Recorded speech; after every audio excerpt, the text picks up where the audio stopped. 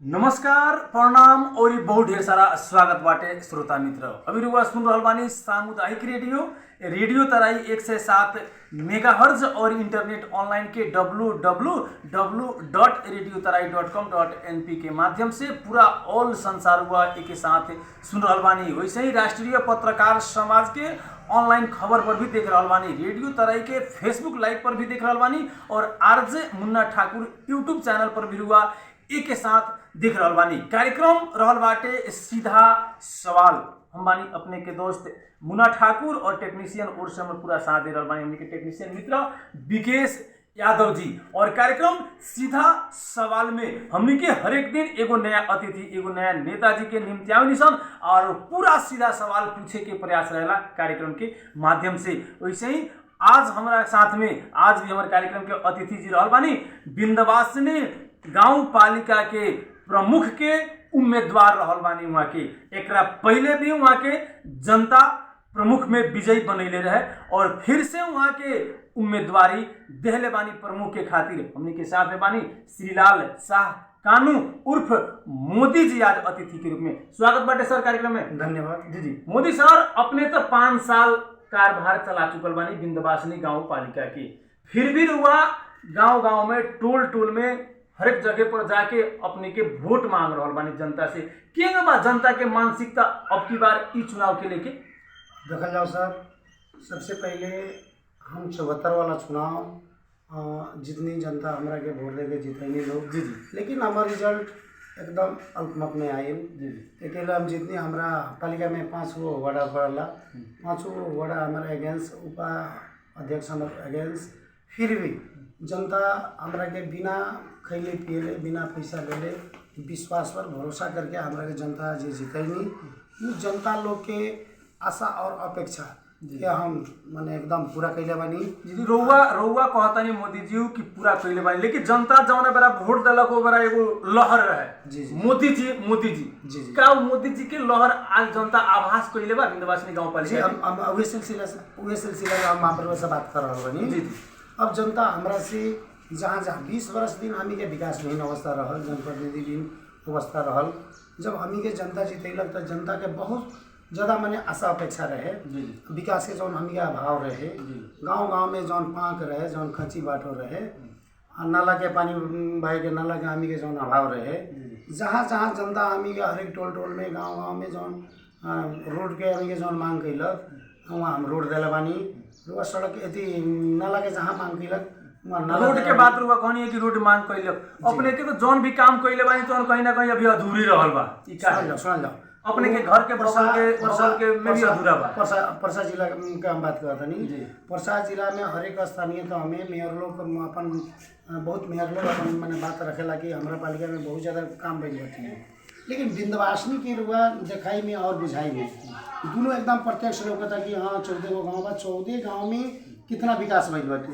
वो रउआ एगो पत्रकार बानी, रउआ अपना से स्वयं देखी और जनता से रउआ पूछी कि हाँ जे सर में सत्ता में रहल विकास कैले बानी ना, रउआ भी देखे के मिली। जी एकदम हमने के तो पूरा पूछते बानी सर, लेकिन साथे साथ रउआ से भी हम पूछे के चाहें कि चलिए अपने विकास कैले बानी, जनता मूल्यांकन कर रहल बाटे और जनता मूल्यांकन करके अब क्या 30 गते वोट देवे कर। जी रउआ के देवे जेकरा के भी देवे, अगर जनता अपने निष्पक्ष करके 30 गते बता दी। लेकिन रउआ अपन 5 साल जौन कार्यकाल कैले बानी वो बेरा भी अपने के जोड़ रहे कि शिक्षा और स्वास्थ्य में परिवर्तन लेके आए। तो सबसे पहले जौन रउआ स्कूल में पढ़ले बानी, मेयर साहब जौन रउआ स्कूल में पढ़ के बड़ा भइल बानी, अपने के राम स्वरूप रामप्रीत चौरसिया माध्यमिक विद्यालय के हम बात कर रहल बानी, वो स्कूल में हम स्वयं भी पढ़ले बानी।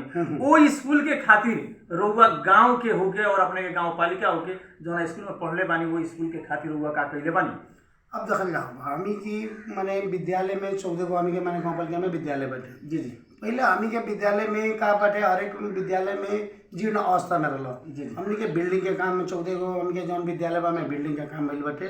जहाँ पोखरा बाटे, जैसे कि रउआ भेलाहा बाटे, रुआ झौवा बाटे, मधुबल बाटे, जहाँ पोखरा हम बतलाओ दी अपने के घर झौवा में बाटे। जी तो झौवा के पोखरा खातिर का कैले बानी बता? झौवा पोखरा माने पोखरा के माने सटले स्कूल बाटे। जी स्कूल बा के पोखरा बा विपद माने जोखिम के हमी के माने हिसाब से विद्यार्थी का होला कि छोटे विद्यार्थी जाला सन खेती में पोखर में जाके डूबे के डर के हिसाब से हमें पानी रहेला। हमी के बाउंड्री के काम भइल बाटे। बाउंड्री के काम विंध्यवासिनी गाँव पालिका से लगभग 25 लाख के काम भइल बाटे। ओकरा बाद में बेंच के अभाव है। पोखरा में 25 लाख के काम भइल बा। जी जी पोखरा में जी जी ओकर पोखरा के मुद्दा भी लड़ल, मुद्दा भी चलल, ई सब अवस्था कायम भइल। अनि पोखरा में काजी के मुद्दा चलल ना पोखरा में शायद एगो मुद्दा चल रहा है कि शायद रउआ कहत रही कोनो मुद्दे नहीं के चलो, नहीं के चलो, कोनो मुद्दा नहीं के चलो। अपने पता नहीं विकास भइल बा पोखरा में। पोखरा सुना जाओ, पोखरा में जौन बाउंड्री रुआ देखत नहीं जी जी जी तो जौन बाउंड्री भइल बाटे पालिका के सब अथी कइल लोग बाउंड्री कइल लोग। ओकरा बाद में हमी के बेंच के अभाव रहे, बेंच समय से दल बाटे स्कूल में। जी जी जी ई जौन रारा चौमा भी झुमा गुटी के बात करता जी जी जी ये स्कूल में बेंच रुआ अपने देले बानी बाई रिकॉर्ड बाटे रिकॉर्ड जी जी रिकॉर्ड रउआ जितना भी अगर माने कोई अगर विपक्ष रउआ से कहले होई, विपक्ष के बात रउआ सुन के एगो विपक्ष के बात रुआ कहता नहीं, विपक्ष हमरा के कहले बाटे तो हम अपने सवाल पूछदानी ई बात नहीं के। हम स्वयं रारा चौमावी स्कूल में गइल बानी, वहाँ के प्रिंसिपल सर से बातचीत कइले बानी। वहाँ एगो टीचर रहल बानी सुखदेव सर, जौन कहीं ना कहीं अपन पूरा कार्यकाल बिता चुकल बानी यही स्कूल जी, हमर गुरु रहल बानी, अपने के गुरु। और वहाँ के भी कहता नहीं कि यहाँ के प्रमुख जी हमर शिष्य बानी, और रुआ कहता नहीं कि हम ब्रेंच देले बानी।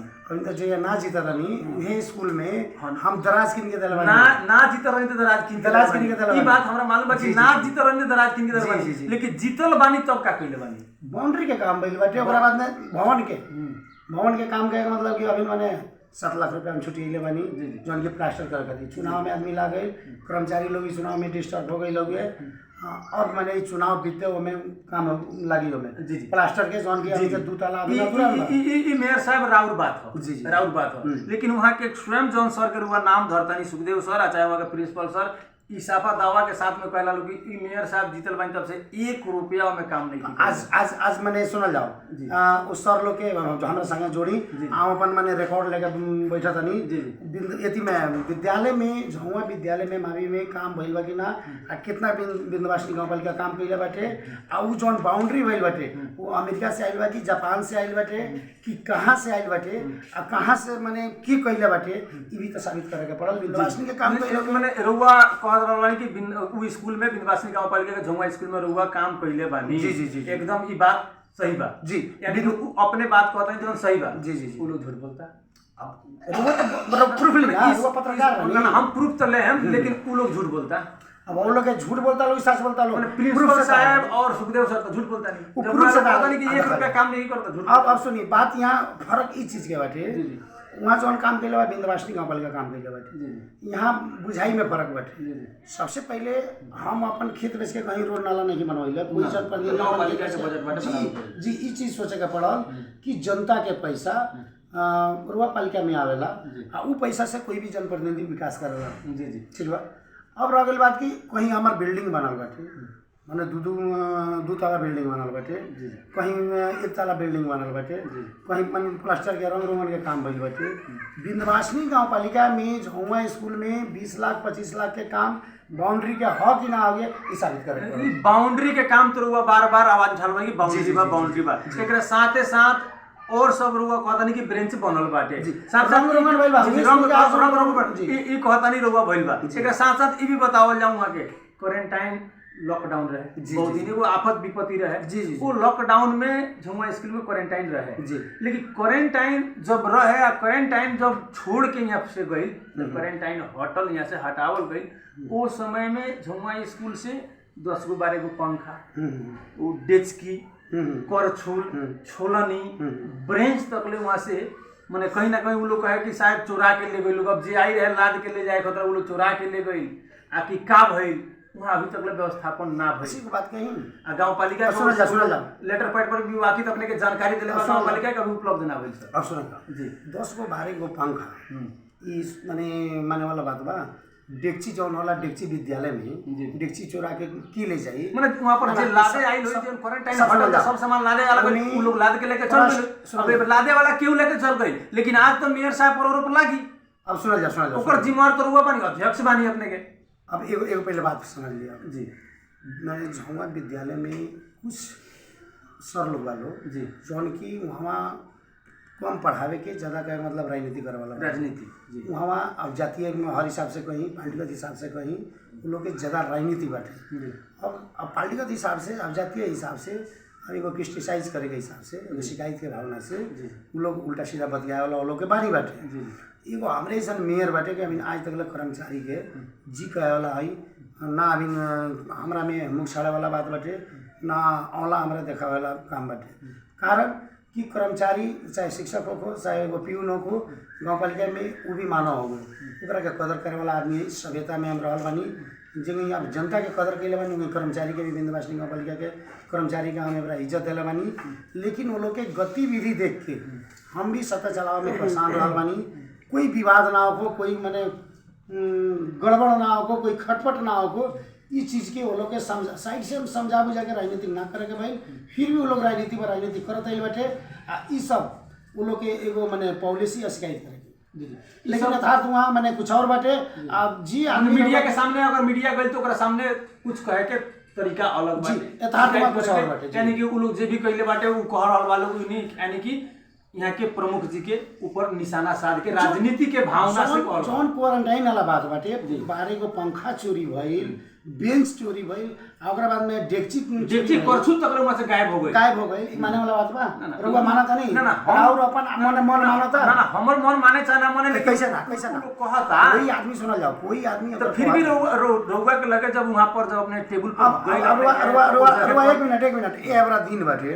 अब कोई अगर मानता नहीं फटा आदमी, कोई गलत आदमी अगर कहता कि रात बारात पर स्वीकार ले मेरा फिर वो ओकरा के दिन कहे ना दिन तो दिन ना माने वाला बात। कोई अगर मानते नहीं बात हो गई विपक्ष के, कोई बात हो गई कोई जातीय माने समीकरण में कोई हो माने यानी कि स्कूल में राजनीति के कारण से मेरे साहब के बदनाम करे के सब बात ऐसा कोनो बात नहीं के पूरा क्लियर बा, एकदम क्लियर बा बाई प्रूफ देम जी। एक साथ ये भी बताई कि अपने के वहाँ पर जब टेबल पर गई सब लिस्ट जब गई तो अपने सब लोग स्वीकार कर ले रही कि जो हाँ ओकरा के उपलब्ध हमनी कराएम लोग साहूकार भी ले बानी गाँव पालिका से जो क्षतिपूर्ति बाटे हम ओकरा के उपलब्ध कराएम, लेकिन फिर भी उपलब्ध ना। गाँव पालिका सुना गाँव पालिका सबसे पहले सिस्टम के चीज बाटे। जौन 2 गो 4 गो जौन जैसे कि मोटर उपलब्ध करा मोटर उपलब्ध करा दो, जौन बेंच के अभाव रहे बेंच हमारे मने योजना में 5 लाख के बेंच आई जैसे कि 15 गो बेंच यहाँ भेजवाई नहीं पटक 2 बेर 3 बेर देवल बाटे।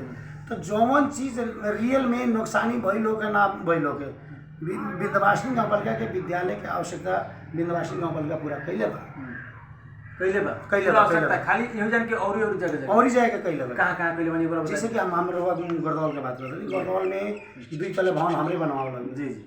अभी मैंने क्या मतलब कि वहाँ जितना मैंने बेंच के अभाव रहे बेंच वहाँ पुगावल तो अब मधुबल स्कूल में अब के पोखरा के कहानी विपद जोखिम के मैंने क्या मतलब कि डर से विपद व्यवस्थापन खातिर ओकरा के बाउंड्री के काम भइल बाटे जौन कि मधुबल यानी कि रुआ जीतल बानी तो 5 साल में शिक्षा के प्रति ध्यान देले बानी एकदम ध्यान रुआ देले बानी। लेकिन विपक्ष अपने पर बार-बार वार कर रहल बाटे कि विंध्यवासिनी गाँव पालिका में 1% भी शिक्षा में परिवर्तन नहीं आई। विपक्ष तक कहबे करी, विपक्ष अपना मुंह से पढ़ाई करी जी पत्रकार बनी जी यानी कि वही से वार करल बाटे। चलिए आवे वाला 30 कदे देखबे करी स्वास्थ्य में का परिवर्तन केले और एकरा साथ-साथ ई बताई अपने के गांव के बगल में अपने के घर बगल में एगो छोटा अस्पताल रहल जी।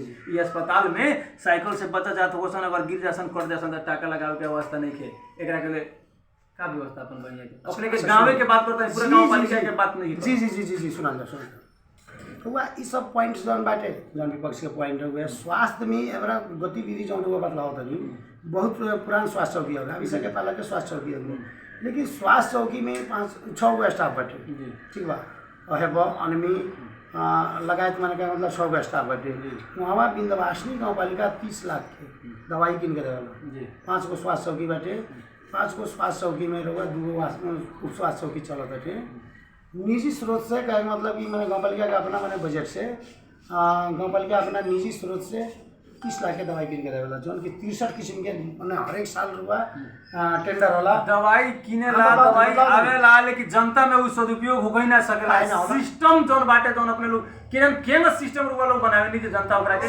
आभास करे ही ना सकेला सब सिस्टम बताई सिंह दरबार गांव में जी सिंह दरबार गांव में जनता के आभास हो रहल बा काहे ना सबसे पहले बात जान लिया जहाँ अपन जितना होके वाला बाटे अपन बजट से अपना पावर से एकदम जनता के आदमी सेवा दिले बाटे लेकिन कुछ ऐसा मानता नहीं अपन अधिकार बाटे जौन कि हमनी के संविधान में व्यवस्था भइल बाटे और मात्र किताब में सीमित बाटे। अब जैसे कि हमनी के वो बहुत ज़्यादा एगो दुख लागेला कि प्रहरी हमी के असही लोग कहला लो कि रोल के बात मानी कि सीडीओ साहब बने सीडीओ साहब से कहा बनी तो कुछ ऐसा किताबी बात बैठे। अब स्वास्थ्य के बहुत ऐसा अभी माने हमी के अधिकार गाँव पालिका में तो शिक्षा के सब अधिकार दे दिल जी जी लेकिन हमी के शिक्षा समन्वय इकाई हमी के बैठा दिलक वहाँ जिला में। जी अब कृषि में बैठे अब कृषि ज्ञान केंद्र बैठा दिलक। जी अब हमी के ड्राइवरी लाइसेंस कृषि के बात कहनी रुआ कृषि के बात कहनी जैसे तो अपने अन्य- के कितना बीघा है अपने के यहाँ पर पूरा डुबाने में रहेला सर डुबान में रहेला ना अपने गांव से पहिया देखल बनी रहो पड़ोसी गांव हमरा पड़ोसी गांव बाटे बरखा बरखेला जब बाढ़ आवेला तो पूरा तो डुबाने में रहेला यहाँ पोखरा के बगल में। तब रउआ देखले बानी रउआ बारवा के आई जी। सबसे पहले आज से 3 साल पहले जी। वो अवस्था रहे लेकिन हमारा जितला वर्ष 16 लाख रुपया बजट निकाल के जी। उ जो सरही पानी हमी के बरसात में हमी के जो समस्या होत रहो ओकरा के एगो पुल के आवश्यकता रहे एगो ब्रह्म स्थान वहाँ माने हमी के झुआ में बड़ा जी जी ब्रह्म बाबा के मंदिर लगे हमी के पुल एगो निर्माण भइल बाटे। जी आ बाकी पैसा के हमनी के स्कारबेटर 6 दिन 7 दिन लगवा के ओकरा के झारे वाला काम जब वेती के भइल बड़ा पैनी बाटे जी, जी। तो अब जाकर के अब कितनो पानी पड़ेला पानी अब घिचलावला अब ओकर स्वच्छ काम क्लियर हो चुका पानी हमी अब के कितनो सरे- पानी अब कितनो पड़ी बाढ़ आई तो पानी एने लागे जाए वाला नहीं क्या ना लगला, पानी खींचला वाला। काहे कि नदी नजदीक बाटे नदी जी, में जी, पानी जी। अगर व्यवस्थापन कर देहल जाए जी, जी। कृषि प्रधान देश बा जी, हमनी जी, के लेकिन कृषि प्रधान देश भइला के बाद में यहाँ कृषक के बड़ा समस्या रहेला खीव बीऊ सब तो वितरण कइले बानी लगन हुआ जब जब हम मतलब जी। नहीं जब पानी पड़ेला रुआ निकलम जब विजिट में तो हर एक सरे रुआ डूबल मिली जी लेकिन यहाँ जौन हमारे झुआ के जौन सरे बा गाँव से उतर के सरे जौन बांगर बोलेला वो बांगर में रउआ महज माने 4 घंटा 5 घंटा पानी टिकी जी ओकरा बाद में जब नदी जब माने ओवरफ्लो जब होला पानी बाढ़ जी, के जी, पानी जब लागेला नदी घींचे संगे संगे टोटल सरे के पानी घींचला होला कारण कि पहले ना घींचे के कारण रहे कि हमी के जौन जौन पैनी बाटे उ पैनी फैली बाटे उ पैनी हमी के का मतलब कि भरा गई रहे जब उ झाड़ल गई ओकरा बाद में जौन मुहान जब का मतलब कि ओकर में निकास देता हो गई पुल बना के ऊपर से पानी एकदम स्वाट घिंचला होला 4 घंटा 5 घंटा में सब सरे के पानी घिंचला होला पानी खींच ले जी 16 लाख के बजट रहे जी 16 लाख के बजट में भइल बाटे बताइए सुन रहल बाटे साथ साथ ये भी बता दिया अपने के अब की बार जनता के पूरा मानसिकता बा जनता अब की परिवर्तन मेयर नहीं खेचा जी परिवर्तन मेयर चाहता कि ना चाहता अब देखा जनता में हम खुला चैलेंज करते हैं जी। जैसे कि हमारे वहाँ बहुवरवा जी बहुवरवा हमारे रुआ आवाज़ मिली जी फेसबुक पर रुआ यूट्यूब पर हमारा आवाज़ मिली जी जी रुआ खुला मैंने डिबेट में प्रोग्राम रहे जी जी सब मेयर लोग के बुलाओ जी, जी, एकदम, हम देख रहे बानी। जी जी जी फर्स्ट हमारा अगर 2 शब्द अगर बोले का मौका मिलल तो हम जनता में ये बात कहनी समथिंग वहाँ 1500 2000 जनता लोग उतरा रहे लोग रहे लेकिन खुला हम जनता में काफी मैंने हम अपन आग्रह कैनी हम सत्ताधारी रहनी है जनता हमारे के चुन ले सत्ता पर बैठे रहनी है अगर जनता में अगर विकास कैले हुई जनता में अपन व्यवहार दे कैले हुई जनता के कदर कैले हुई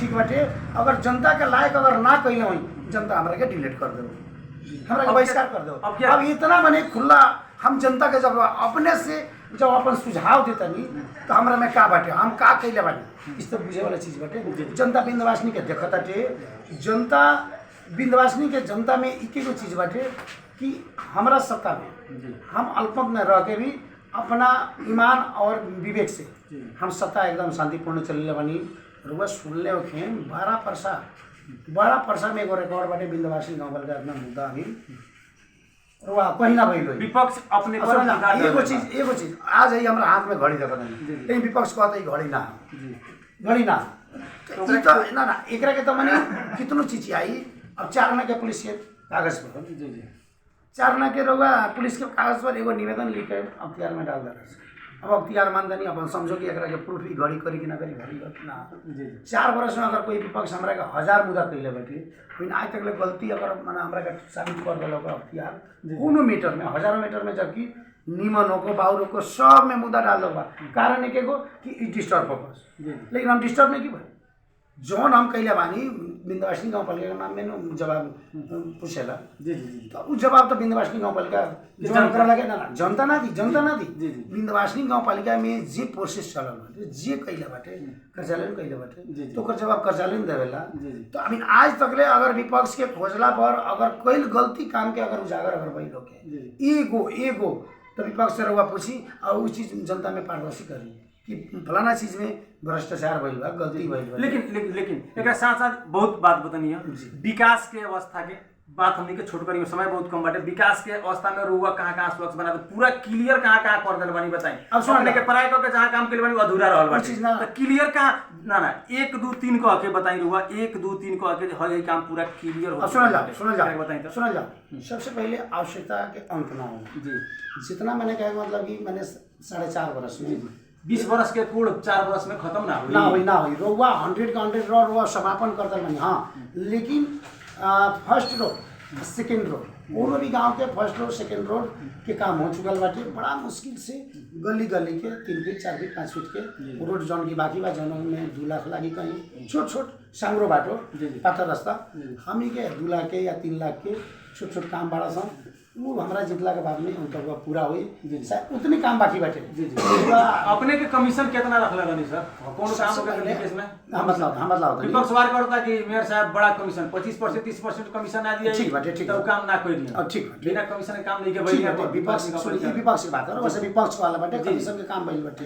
लेकिन रउआ सिस्टम बुझले कि उपभोक्ता जितना भी हम ज़्यादा करके हम उपभोक्ता से काम करावानी, कारण कि उपभोक्ता से समथिंग 25% काम अधिक हुआ मैंने कोटेशन के काम से, ठेकेदारी काम से।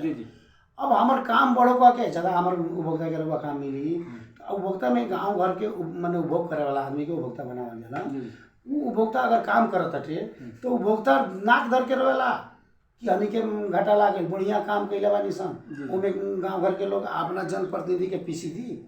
अब विपक्ष तक कुछ कही नो जी विपक्ष के काम बाटे वार करे के। लेकिन अब की बार चुनाव 30 गते आज 26 गते है, 4 दिन के बाद स्थानीय चुनाव रहल बाटे। और ये चुनाव में वास्तव में मोदी जी 5 साल में अपन जनता के बीच में कितना समर्पित रहल बानी, जनता के ऊपर कितना विकास कैले बानी, जनता के कितना शिक्षा और स्वास्थ्य पर ध्यान देले बानी, जनता के कितना दिल में रहल बानी, लोकप्रिय रहल बानी। 30 गते जनता स्वयं अपन बैलेट से छाप के और फिर से प्रमाणित कर दी। अगर अब की बार चुनाव में यदि विंध्यवासिनी गाँव पालिका के जनता में रुआ काम कैले होके जौन अपने के सब जनता मूल्यांकन कर रहल बाटे, जनता सब देख रहल बा। काहे कि अब की बार चुनाव में नेताजी लोग से ज्यादा जनता चलाक बाटे, जनता चलाक बा। अब की बार यदि यहाँ के जनता अपने के वोट दे के मत दे के विजयी बना दिलक, तो अब की बार रुआ का सोच बा, का परिवर्तन करन, का विजन बा, एजेंडा का रखले बानी मेयर साहब?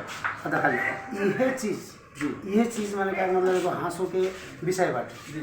कारण कि हमो नया जो चुनाव लड़नी 74 वाला चुनाव में एगो चुनावी एजेंडा होला कैंडिडेट के पार्टी के, ओकरा त हार भी रहे। हम बतलाओ तनी वो चुनावी एजेंडा का होला कि किताबी बात हो 18 गो 20 गो सब लोग एक एगो चीज बता, सब कैंडिडेट में सब लोग के रहुआ घोषणा पत्र में कहीं चुनावी एजेंडा में कहीं सब लोग एक एगो बात रहेला, जीतम तो हम ही करन, जीतम तो हमू करन, जीतम तो ही करन। लेकिन यथार्थ का हो अगर जितना लोग किताबी बात जितना कहेगा उतना अगर कर लिया तो जमाना सूझे अमेरिका जीतला के बाद में हम रोज बतलाओ जीतला के बाद में का होला कि जनता के आवश्यकता के अनुसार जनता के आवश्यकता के अनुसार काम करे पड़ेला। हमारे विंध्यवासिनी गाँव पालिका में 13 करोड़ 14 करोड़ चलावेला पैसा जी भी रहुआ 5 गो हम बजटिंग कैले बानी। 5 गो बजटिंग में ये भी चीज हम आज खुला हम करता नहीं, हम हमारे खुला चैलेंज बाटे रुआ यहाँ से जाए विंध्यवासिनी गाँव पालिका में। विंध्यवासिनी गाँव पालिका में 5 बरस के जौन बजट के जौन बुक बाटे बुक रहुआ ली 10-10 करोड़ समथिंग इंतफाक से ये देखी कि हाँ कैसा मैचिंग बन बाटे 10 बरस समथिंग उनका नीचा ऊपर कुछ लाख नीचा ऊपर 10-10 करोड़ रुपया आने के खाली निर्माण काम में भइल बाटे खर्च भइल बाटे। तो निर्माण काम के काम आने के एकदम संपन्न हो गई बाटे। आज हमारा चुनावी एजेंडा हम सपना जनता में नहीं बढ़ने लेकिन हमारा हम हई काम कर सुनल जाओ जितना रहुआ मैंने हमरा से बात करनी है लास्ट बात करनी है कि रुआ जितन तक का हमारे पहले सुन लो हमर बात रुआ सुन लिया। हमर एक ही को सोच बैठे कि हमरा मैंने अब जितला के बाद में ये चीज नहीं के कि हमरा अब हम किताबी बात सपना बाटे वाला काम हमरा लगे नहीं के। जितला के बाद में हमरा जहाँ मैंने कहा मतलब कि जौन बाटो ना लगे जौन अभी हल्का फल्का जौन अधूरा काम अधूरा बाटे वो पूरा हुई। ओकरा बाद में सबसे ज़्यादा अब तक जहाँ सड़क ज़्यादा ढका गई बाटे, जहाँ नाला बन गई वहाँ जहाँ मोट पैसा जाए के अब सड़क पर तो सड़क ना बनी, नाला पर तो नाला दोहरो तो ना बनी। अब उ जोन पैसा हमारे जहाँ सेव हुई ज़्यादा करके रहुआ शिक्षा स्वास्थ्य कृषि में अपने के तो विंध्यवासिनी गाँव पालिका में 10+2 तक ले नहीं है। ठीक बात ये चीज़ सुनी हम अपना से जनता में तो एक बार बताओ पड़े कि हम जी जी जी हम बतला रहा बानी ये चीज़ हम आप फोकस करती, लेकिन बार बार रहुआ कहता नहीं समय के अभाव बाटे 10+2 के 5 मिनट पढ़ा सकते ठीक बाटे 10+2 पर हम फोकस का करें। सबसे पहले हम अल्पमरणीय बात हरदम हम दोहराते हम हमी के सबकरा माने मालूम बाटे कि अल्पमरणीय नया रनिया भी जानकारी भी ना रहल होबे जे कहां कितना मार सकल जाता कहां कितना पच सकता ना सुनी ना पूरा अनुभव हो चुका नया तो कहेंगे ना पड़ी। यहाँ तक बड़बड़ लोग के माफ दलवन चुनाव जीतल से लेकर के सत्ता चलाओ में हमरा के डिस्टर्ब एनी टाइम कइल गइल बा, एनी टाइम कइल फिर भी हुआ सक्सेस बानी आगे बढ़ल बानी जी लेकिन कहीं विफल नहीं की भाई, विपक्ष का विफल कइल बानी। अब रह गई कि हमार 75-76 कि गाँव सभा से हमार शिक्षा एन बनल दूसरी को हमारा एन बनल जौन की बहुत जगह मैंने कहा मतलब पालिका में एन बनल बा, कुछ जगह बाकी बाटे हमार एन एकदम समय पर बनेली सभा से पारित हो गई जिसमें शिक्षा एन हमारे मतलब बनल। उस शिक्षा एन में आखिर प्रमुख न होला 14 गाँव स्वीकार बताऊँ प्रमुख बाटे और प्रमुख के कारण मतलब कि पावर तो नेपाल सरकार नहीं दिले बाटे। अब विपक्ष के अब जलन होके विपक्ष के डाउट होके कि इनकर लगे इतना पावर बा तो जले वाला काम हो गया, वो तो घृणा करे वाला बात हो गई, ओकर तो विपक्ष का अपन सोच हो गए। अब वहाँ हमार जौन माने जनप्रतिनिधि रहे लोग हमारे साथ देवे वाला जनप्रतिनिधि लोग वहाँ से और विपक्ष के माने बुझी ना कि इतना विरोध भइल कि मेयर अपन शिक्षा एन में सबसे ज्यादा क्या मतलब कि अपन विपक्ष का कइलक पक्ष का कइलक उ बात के भी चर्चा हमनी के हमरा 10+2 चलाएम 10+2 अब की बार जीतेम तो चलाएम की ना एकदम 100% हमार दूगो के आज से ना 2 साल से हमार कॉन्सेप्ट रहल दूगो हमी के माफी हमी चलत है ये होता निजी शुरू से का मतलब कि गढ़वाल मावी के 8 से अब कक्षा ऑपरेटिंग करके मावी चले यहाँ पर झौंगा जोड़ा स्कूल में सर पढ़ले बानी लिखले बानी बड़ा भइल बानी वो स्कूल में 10+2 लिख चली कि ना चली 10+2 ओकरा के आप हुआरवा के प्राविधिक विद्यालय बनावे के हमर एगो संकल्प बा जोन संकल्प माने हमरा लगे आज बहुमत रही हमरा के माने जनप्रतिनिधि साथ दी अपने के गांव के बगल में जोन अस्पताल बाटे ओ में काट आउट आ जे टाका लागे वाला अवस्था आई कि ना खाली टाका ना विंध्यवासिनी गांव पालिका रउवा माने सेंटर को खोले भरपाई हमरा लगे सुना जा हमरा लगे चल के भरपाई देखी गाँव पर अथी में हमारा स्वास्थ्य के चल के रिकॉर्ड देखी सलाइन तक लेकिन के देवेला विंध्यवासिनी जी 150 रुपये का मलहम तक लेकिन के देवेला 30 रुपये के एंटीबायोटिक किन के देवेला खाली प्रश्न चलिए एक साथ ये भी बताई अपना ही के गाँव पालिका में जी अन्य पार्टी के उम्मीदवार लोग भी बाटे उन लोग से भी हम रेडियो में बोला के अंतर्वार्ता ले बानी तो वही में नेपाल सुशासन पार्टी के उम्मीदवार जी सीधा हमारे बात कहता नहीं मधुसूदन चौरसिया जी के मधुसूदन चौरसिया जी के साफा चैलेंज बा और विंध्यवासिनी गाँव पालिका में अगर जनता हमरा के सहमत करता हमरा के चयन करता तो हम विंध्यवासिनी गाँव पालिका के हरेक घर दूरी के 50 यूनिट बिल फ्री करें उनकर चैलेंज बा खुला। ओकरा साथ साथ ई भी चैलेंज रहल बाटे कि हर वार्ड में एगो एम्बुलेंस रही, हर जनता के समस्या के समाधान करे खातिर कहीं भी जाए होके रुआ बीरगंज जाई, काठमांडू जाई, पोखरा जाई, आ चाहे इंडिया के कोनो कोना में जाई उस जगह पर जाए खतरा हमनी के गाँव पालिका के एम्बुलेंस पूरा फ्री रही ऐसा दावा करता लोग। ये सब हम का कहनी सब चुनावी एजेंडा जी सबसे पहले मधुसूदन जी के ई समझे के पड़ल, कोई कैंडिडेट के ई समझे के पड़ल कि जोन कहता नहीं सिस्टम से मिली के ना मिली ये चीज संभव बा कि ना बाटे ई संभव बाटे हो सकता कि ना नहीं कर सकत बाटे रुआ यूनिट पैसा फ्री करे के स्थानीय तौर के बाटे अपन अधिकार सरकारी वाहन के बजट से वो देवे के मिली। सबसे पहले जे सत्ता में बाटे जे सत्ता चलैले बाटे एकर का व्यवस्था बाटे पालिका के का एकर माने सिस्टम बाटे उ बुझत बाटे जे आदमी एगो चुनावी माने हवा हवाई वाला हां जी हवा हवाई वाला में चाहो कि हम जीतेम तो हई करम कह के 74 वाला देखिए हमरा हंसी आता 74 वाला चुनाव जी 74 वाला चुनाव में हमो कहले रहनी कि वृद्ध लोग के चाहे मंदिर रवा भत्ता में वृद्धि करना ना मिलल करे के ना मिली सिस्टम में सिस्टम में अच्छा एक साथ साथ ये भी बताई हमने के कि अब की बार के चुनाव में अपने के गांव पालिका में बहुत किस्म के उम्मीदवार लोग खड़ी आइल बा पूरा रात भर दिन भर देखा जाता है आचार संहिता लागू बा फिर भी घूमता लोग, फिर भी पैसा खियावता लोग। रुआ अब किया बात जीतल कैंडिडेट बानी, फिर से आइल बानी, कितना रुपया रखले बानी के चुनाव में?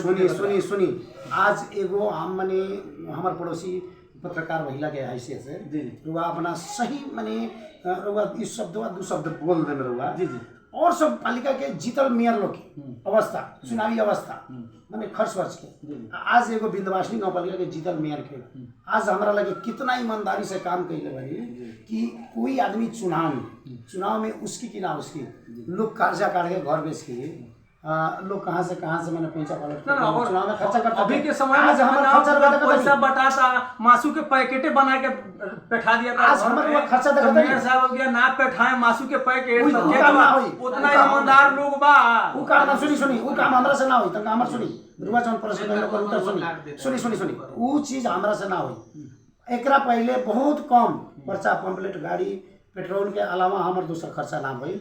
आज के वे में मनसा बाटे जी आदमी आज 4 करोड़ रुपया खेत बेच के बैंक से लोन लेके कर्जा करके रुआ घर गिरवी धर के जी आदमी 3 करोड़ 4 रुपया पैसा खर्चा करी ओकर गला ब्याज होला कि ना होला? वो पैसा बने सत्ता में इतना ना भ्रष्टाचार में लिप्त हो जाई कि ओकर पहले गला निकाली, जनता के विकास ना करी, जनता के इज्जत ना करी। वो तो जनता ओकरा से अगर पूरा बात की बार मेयर साहब रुआ पैसा 1 रुपया खर्चा नहीं के भाई खर्चा ना करे, चाहे जनता वोट देवे चाहे ना जी ना ईमानदार एक और रुआ जिम्मेदार बा एकरा पहले भी रहे लेकिन ईमानदार के लोग चुने। विंध्यवासिनी गांव पालिका के जनता उतना सक्षम बा, उतना ज्ञानी बाटे के बिना बाटे एकरा पहले लोग ना रहे।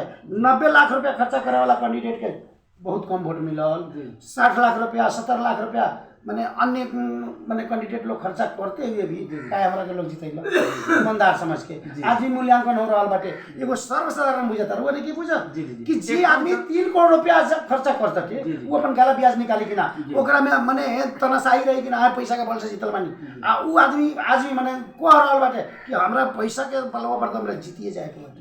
लेकिन जनता में एकेगो नारा बा, जनता में एकेगो नारा बा सर, जनता में एकेगो नारा बा खाइम सन नोच के वोट देम सन सोच के। जी एकदम ये बात तो हमनी के रेडियो पर रात दिन बता रहे हैं। अब किया बार हुआ खाई नोच के और वोट दी सिर्फ सोच के। चलिए हमने के कार्यक्रम के निर्धारित समय समाप्त होने के इशारा हमारे मित्र कर रहल बानी। अपने के अपन विंध्यवासिनी गांव पालिका के जनता सबसे काथी कहे के चाहे? हम अपना विंध्यवासिनी गांव पालिका के मनी एवरा मतदान करे के अवस्था जो 29 गते के बाटे मतदान के विषय में हम ये एगो हम हार्दिक दिल से हम अनुरोध करें कि रउआ लगन जेकरा से पैसा लेनी चुनाव में जेकर खैनी ओकर रउआ लगन जोन की एगो जो नारा बाटे कि खाई मने नोच के आ वोट दी सोच के उ चीज के हम कर जोर के कहतनी कि विंध्यवासिनी गाँव पालिका के जनता लूट के जौन खैल वो बहुत ओकरा के बढ़िया काम हम लेकिन वोट सोच के दो, ईमानदार आदमी के दो, विकास प्रेमी आदमी के दो। अब हम जौन कैले बानी जनता मूल्यांकन करो, अगर बढ़िया कैले तो हमरा के दो, अगर बढ़िया ना कैले हुई तो हमरा के हरा दो, लोग डिलीट कर दो। इतना अभी आज भी हम अनुरोध करते नहीं। लेकिन आज सही आदमी के नेतृत्व जनता दिले रहल तो आज विंध्यवासिनी गाँव पालिका 14 गाँव शांत रहल बाटे, सभ्य रहल बाटे। विंध्यवासिनी गाँव पालिका के पहचान एगो अन्य पालिका से तुलना कल जाता थे। लेकिन वह गलत जगह अगर नेतृत्व चल जाई वो गलत नेतृत्व जनता में बाटे, जनता के मन में बाटे। अगर गलत जगह अगर नेतृत्व चल गई तो जनता 5 वर्ष दुख होगी।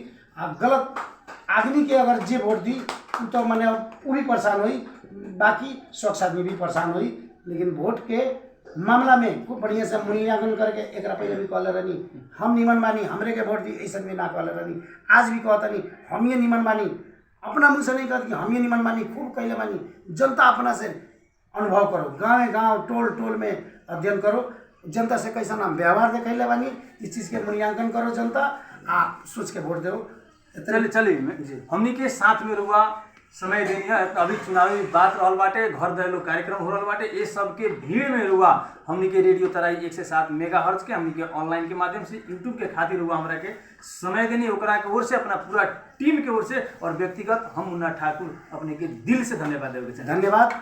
आज हमारे जे भी मैंने विंध्यवासिनी गाँव पालिका वासी, जिलावासी या देश विदेश में रहे वाला जे भी मित्र साथी लोग हमारा आवाज़ सुना तानी, ये हमारा आवाज़ के बुलंद करी और सभ्य और निष्पक्ष चुनाव के हिसाब से सही आदमी के चुनी। और आज हमारे जो 2 शब्द जो पारदर्शी करे के जौन तराई रेडियो से जौन हमारे जौन रुआ मौका देनी मुन्ना जी एकरा के धन्यवाद देत अपन 2 शब्द विराम लेतनी। धन्यवाद जी बहुत बहुत धन्यवाद जी। श्रोता अभी हमने के साथ में रहनी है विंध्यवासिनी गांव पालिका के प्रमुख के उम्मीदवार रहनी है वहाँ के श्रीलाल शाह कानू उर्फ मोदी जी, और एक पहले भी निवर्तमान अध्यक्ष भी वहाँ के रह चुकल बानी, और फिर से अपने के बीच में उम्मीदवारी दे के आयल बानी हमने के साथ में। तो रुआ जनता बानी और जनता स्वयं निर्णय करला, जनता के हाथ में सबसे बड़ा पावर बाटे, रुआ जनता ही जनार्दन रहल बानी। यही से हमनी के बार बार अपने के माध्यम में कहनी सन कि ई जौन चुनाव रहल बाटे ई चुनाव स्थानीय चुनाव हो, ई चुनाव स्थानीय चुनाव हो, जौन चुनाव में अपने के टोल के विकास करला, जौन टोल में हमनी के शिक्षा, स्वास्थ्य और रोड नाला भी पड़ेला। ये संदर्भ में अपने के बीच में के स्वच्छ रहल बा, के ईमानदार रहल बाटे, रुआ ओकरे के ही चयन करें। काहे कि हमने के साथ में अभी मेयर साहब मोदी जी रहनी है, वहाँ के बहुत ढेर सारा बात कहनी है, तो वहाँ के ऐसा नेता नहीं थी कि हमने की रेडियो सेट पर आके बड़का बड़का बात और बड़का बड़का दावा करतानी। हर एक नेताजी लोग ई बात हमने की रेडियो सेट पर कहला, लेकिन इस सब बात के मूल्यांकन कईल राउर दायित्व बा, राउर धर्म बाटे। तो ऐसे फिर से 30 गते चुनाव आ रहा बाटे, अगर मेयर साहब निमन काम कैले होखे, जनता के बीच में लोकप्रिय रहल बानी, जनता के विकास अच्छा से कैले बानी, जनता के सुख और दुख में लागल होखे, तो जरूर वहाँ के मत देके वोट देके अगर विजयी वहाँ के रुआ बनाएम। अगर वहाँ के जनता के बीच में नहीं कैले काम तो फिर भी वहाँ के रुआ वोट काहे दें। सबसे बड़ा सवाल बा अब की बार 30 गते रुआ विंध्यवासिनी गांव पालिका के जनता चाहे जहाँ के भी जनता रहल बानी, अपने के बीच में ऐसा भी उम्मीदवार लोग आयल बाटे जौन अपने के बीच में कहियो ना आवेला, 5 साल में एक बेर भी दिखाई ना दी। जब चुनाव के ई गर्मी आयल बाटे 15 दिन 20 दिन पहले, तो अपने के बीच में रात के दिन के आ रहल बाटे लोग, और मासू के झोला बना के प्लास्टिक में पैकेट करके अपने के घर में पठा रहल बा लोग, मुर्गा दारू भी खिया रहल बा लोग। ऐसा नेताजी लोग आयल बाटे, अपने के लोभिया रहल बाटे लोग, लालच दे रहल बाटे लोग, सिर्फ अपने के एगो मत के खातिर, अपने के एगो वोट के खातिर। तो रुआ स्वयं जनता बानी, अपने के स्वयं निर्णय करे के बाटे कि अपने के आपन भविष्य कितना में बेचें। काहे कि यहाँ पर लोग खरीदार बाटे, अपने के वोट खरीदे खातिर भी आयल बाटे, तो अपने के आपन भविष्य के देख के तभी रुआ अपने चयन करें, अपने के कैसन मतदाता के वोट दें, मत दें, ना तो फिर से अपने के पछताए के पड़ी। और मुर्गा खोसी के मासू खाए के बात रुआ करतानी और खाएम तो एक बार रुआ खाएम तो अपने के 5 साल तक ले ई नेताजी लोग अपने के मुर्गा और खोसी बना के रखी। ये बात रुआ के दिल में और दिमाग में चयन करके ही रुआ अपन मत देहम, अपने के जे भविष्य के निर्माण करताटे। ये कहते हमने के आज हमने के फेसबुक लाइव और रेडियो तराई 107 मेगाहर्ट्ज के टेक्नीशियन ओर से साथ देनी है, वहाँ के दिल से धन्यवाद देते। और हमने के पूरा यूट्यूब के माध्यम से, हमने की राष्ट्रीय पत्रकार समाज के माध्यम से हमने के जौन साथ देने हमने के कैमरा और से श्रीनिवास से शाह सुनार जी, वहाँ के दिल से धन्यवाद देते। बिहान ठीक एगो नया अतिथि, एगो नया नेताजी के साथ में कार्यक्रम में उपस्थित होके के वादा करते। अपने के माध्यम से हम प्रस्तोता मुन्ना ठाकुर अभी के खातिर अपने से छूटे के चाहें। नमस्कार, प्रणाम, अपने सबके जय हो को, जय जनता।